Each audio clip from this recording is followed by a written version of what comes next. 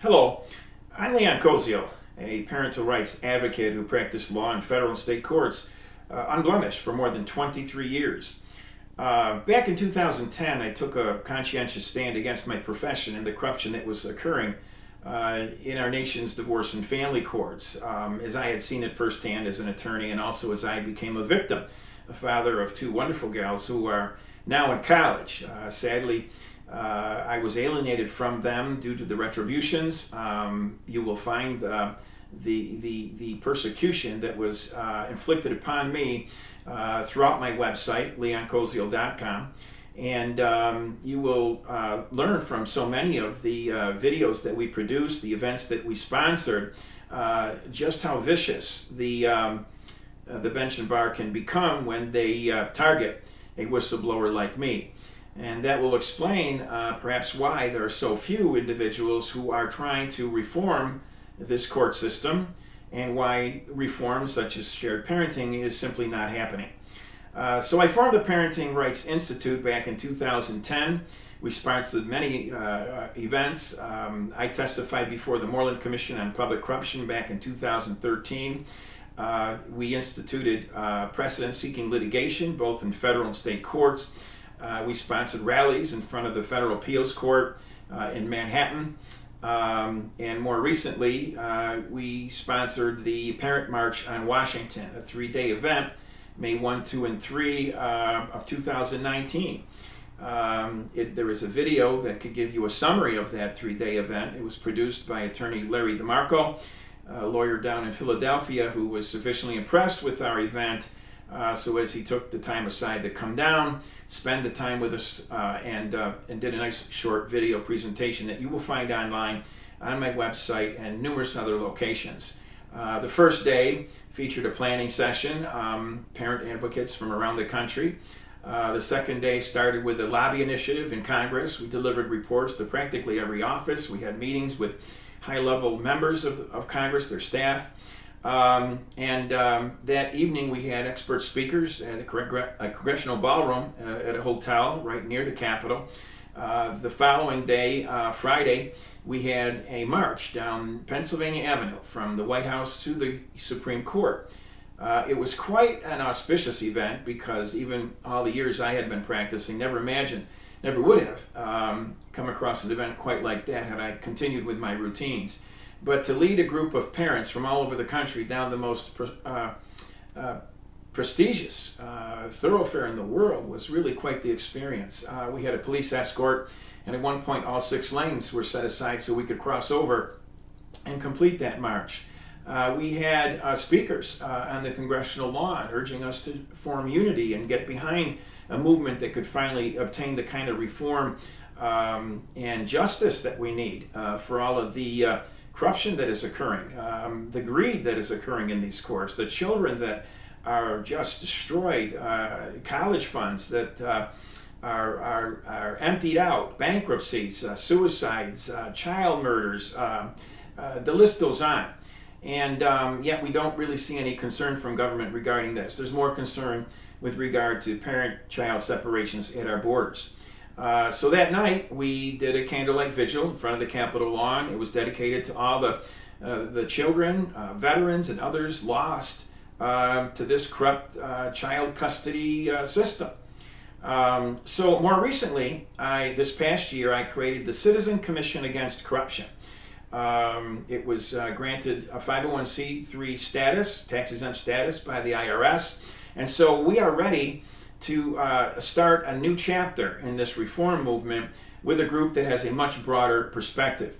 Because as we have learned, meeting with so many people around the country and learning of all their cases, coming to their courtrooms, investigating, monitoring their matters, confirming the corruption, issuing reports, the list goes on.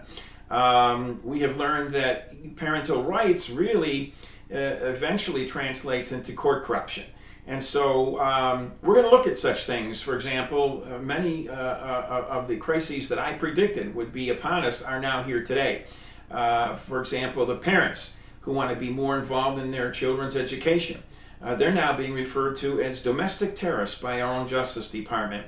I imagine you never thought you'd see such a day. You've had society, government itself, encouraging parents to be involved in their children's education.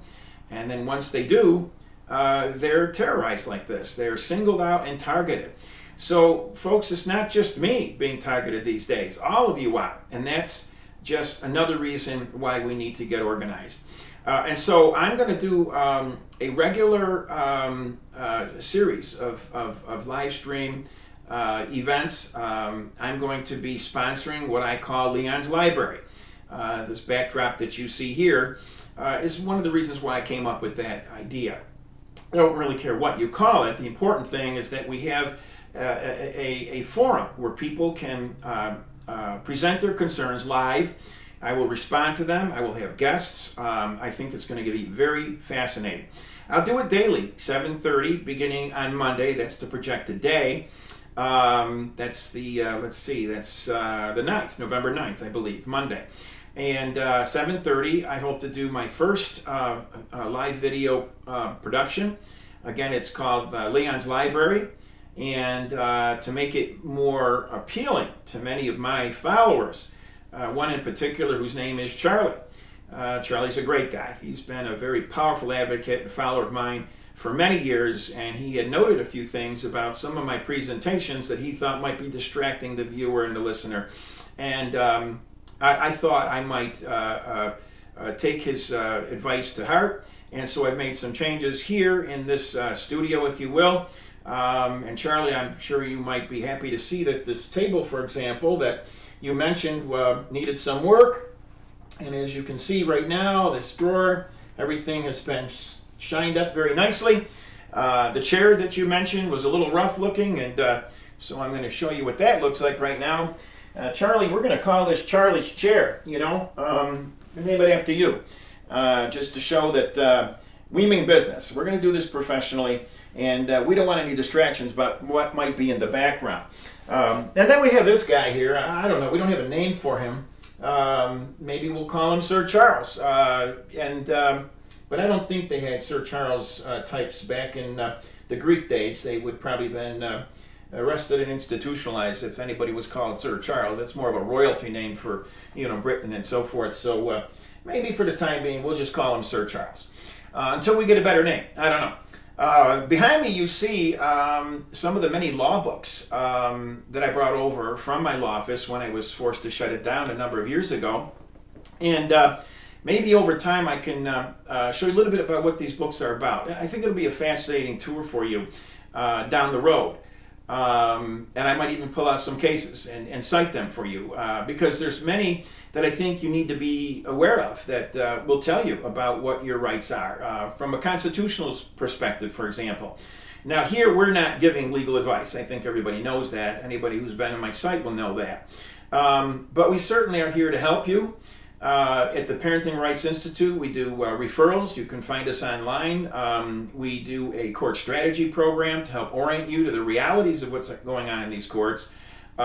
We provide book publishing efforts. We help people with regard to so many of the unique circumstances that they confront that they will find no solution or assistance elsewhere. Well, you'll find it here. So one of the things I've done, and this has been targeted already, quite to my surprise, and you've probably heard about it from some of my other productions, Whistleblower in Paris. It's a book that I just published. Author House is the publisher, and this came out on July 31st, and it's starting to make its way in rounds. You can get it at Barnes & Noble, any of the major bookseller sites. It got a 5-star rating on Amazon. It's essentially my ordeal, what I went through as a judicial whistleblower. A shocking story, the intrigue, the targeting, the near-death experience that I endured trying to help parents preserve their rights and protecting children from harm, and so many that they'll run a news story and then forget about it the next day. We can't allow that to happen. So in any event, I'm going to be promoting this book and this new YouTube channel. I'll be eventually putting together a podcast. I hope you'll join us. Keep in touch with us on leonkoziol.com. That's LeonKoziol.com. And we'll let you know how this is producing, but right now projected to be Monday, November 9th, 7:30. We're going to start the first of a daily